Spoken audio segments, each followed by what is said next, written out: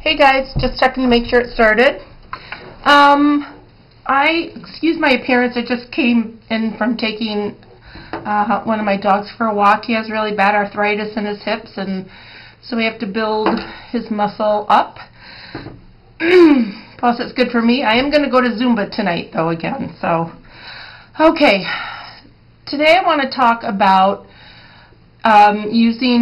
about coloring your hair at home. Should you, shouldn't you? One of the gurus here on YouTube recently put a video up about doing at-home hair color, and she basically slammed Hairstylist and said that we just ripped everybody off, and it was just a huge rip-off to go to the salon and get your hair colored. And because she colors her hair at home, she doesn't feel it's necessary to go to the salon, and she's entitled to her opinion. And in her case, she's right. She doesn't need to. Although she has experimented with different companies in her at-home hair color, and so her hair comes out a different color each time she does it. So she probably has some kind of funky bands of color running through, but you know, no big deal. But anyway, if you want to color your gray and you find a color that you really like and it works for you, that's great. First application, you would do the whole head, and subsequent applications after that, or if you could get somebody to help you, that would be the best. You would section your hair into really small partings and apply the product that way so that you make sure that you get it on all of the gray. Another example of do it at home and it shouldn't be a problem is if your hair is healthy and you may want to just darken the color a little bit, or add a little red or a little violet, or just change the color slightly, then you can use a demi-permanent hair color at home, and that shouldn't give you any problems as long as your hair is not really compromised by chemical relaxers or by bleach or perms. If your hair is in bad condition, please don't do any chemical services at home. It could be disastrous. So anyway, I wanted to just do a little overview. I wanted to set my timer because I don't know how long this is going to take me, and I know I have more than 15 minutes, but I don't know what that means. So anyway, just wanted to do a brief overview of hair color. Hair color for Hairstylists, we rank it on a level system, meaning how dark or light it is. And in the hair color world, a level 1 is black and a level 10 is light blonde.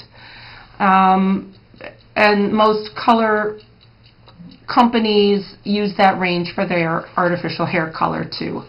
So there are different types of hair color. There's permanent hair color, demi-permanent hair color, semi-permanent, and temporary hair color.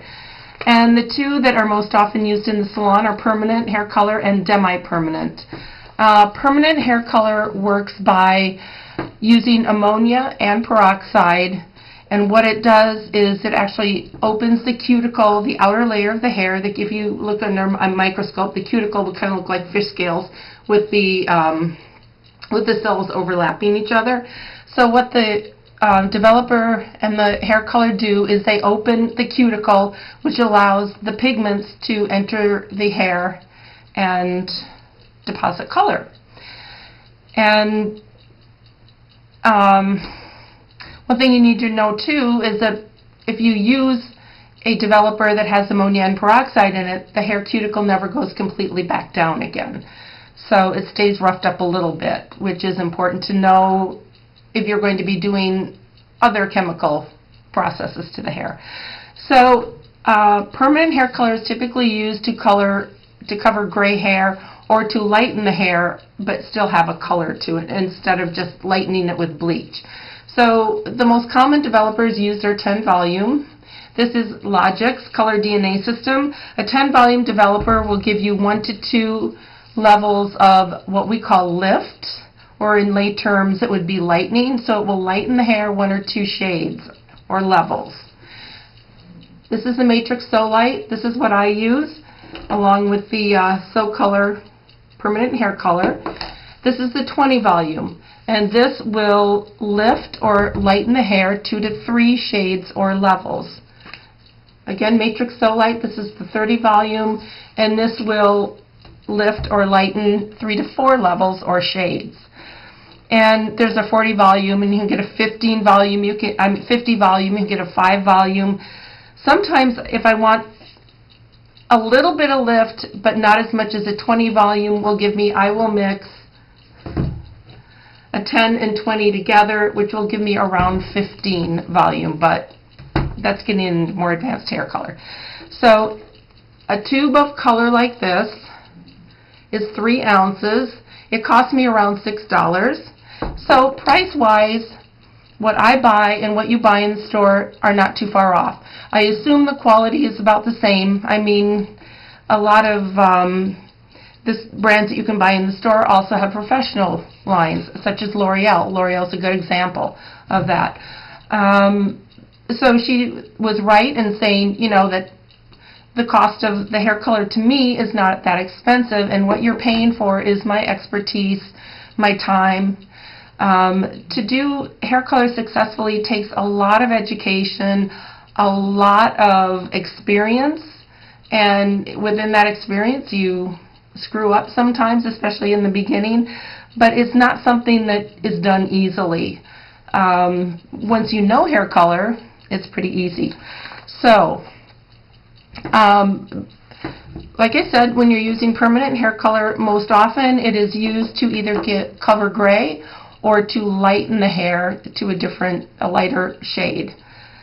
When you use a demi-permanent lasts average 24 to 28 shampoos, 4 to 6 weeks roughly. The advantage to doing this is that as the hair grows out, you don't have a strong line of demarcation like you would with the permanent hair color. The permanent hair color, as the hair grows out, you're either going to have dark roots or outgrowth, as we call it, or you're going to have gray, and it's going to be a straight line. With a demi-permanent, this gradually fades out. Typically it doesn't fade out completely, but it fades out to the point that when you actually have outgrowth that shows, it's not a real big noticeable difference. So I use the Redken shades. I've used this for many years. I love Redken shades. I know what it does. I'm familiar with it, and I know how to predict what it's going to do. So demi-permanent is used primarily for toning pre-lightened hair, such as if I were to do a highlight and the blonde were a little too brassy, is the layman's term, and we call it golden. It just sounds better. Or if it's a little too bright, then we'll go in and tone it down with an 8N is a good color, and 8 is a blonde, because level 10 is the lightest blonde. The most common one that I use to tone would be a level 9 NB. This is an 8N, which is a neutral, which has equal parts of warm and cool tones in it. And this color here is a 507N. The 500 series in So Color means that it's for gray coverage. It's called Great Naturals. So it has increased pigment to cover the gray. It's a level 7, which is a blonde, and it's neutral, which again has equal parts of cool and warm shades. People run into problems when they are trying to lighten their hair, or if they're trying to do highlights, or if they're trying to color their hair back to brown once it's been blonde. And what happens is when you lighten the hair, natural hair color has the 3 primary colors. It has red, blue, and yellow. And so the darker the hair color, the more blue and red you have in there. Now the blue is easiest to remove, and so you're left with red and yellow. And so that's why if you don't have a strong enough developer, your hair is going to look really orangey and brassy. And that's again where we know how to get the color that you want, and it's really difficult to do if you're doing it with a box color. So you've removed, to get the pretty blonde color, you've removed the blue and most of the red.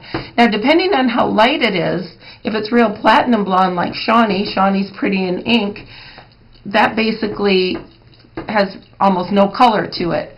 So in order to get that to a brown color, you would need to fill it with a red. And we typically use a red-orange color. We process that in the hair in the demi-permanent, and then you use the demi-permanent color that you want over the top to achieve the brown that you want. If you don't put the red back in there, you're going to end up putting a blue-based brown color on yellow hair, and you're either going to get blue or you're going to get green hair. So if any of you guys have experienced it, that's why. Working with bleach can be really tricky. You can have disastrous results if you don't know what you're doing. You can have your hair just disappear, just melt off. So semi-permanent hair color I just don't use. Temporary, I do use some temporary hair color. No, it's not really temporary. It's a no peroxide, but it's a really bright color, so never mind. I don't use temporary hair color. Temporary hair color is made to just apply to the outer layer of the hair and wash away. However, if you have hair that's really stressed from chemicals, whether it's over bleaching, over relaxing, over perming, that can stain the hair and you will have that color in there permanently. I as a stylist need to know what that hair has been through, what chemical processes it's experienced.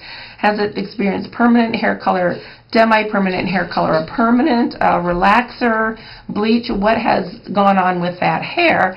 And sometimes clients will lie and say, oh no, I haven't colored my hair, but you can obviously see the artificial color in the hair. So, but you have to understand that too, and we frequently do test strands. If we're not sure if the hair can handle what the client wants done, we will do a test strand, which take a very small strand of hair out of the back where it's not going to be noticed, a very small strand, cut it off of the client's head, tape it onto a piece of foil, and put whatever chemical the client wants, service that she wants done on the foil, and watch it and see what happens. And I have actually seen things kind of start to smoke. Let's see. Another thing that you have to be worried about, excuse me, skin irritations from the chemicals, allergies. People do, excuse me, Diet Pepsi. People do develop allergies to hair color. You can use hair color for years and not have a problem, and bam, you can have an allergy to it. You have to worry about hair breakage, and you have to worry about what is the color actually going to do to your hair. What result are you going to get from this hair color? And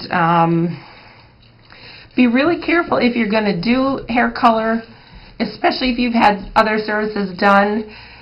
I think, I'm not sure because I really am not educated in, I was just checking to make sure it was going, in the box color, so I really don't know, but I think they probably have a 1-800 number somewhere in the package if you run into trouble.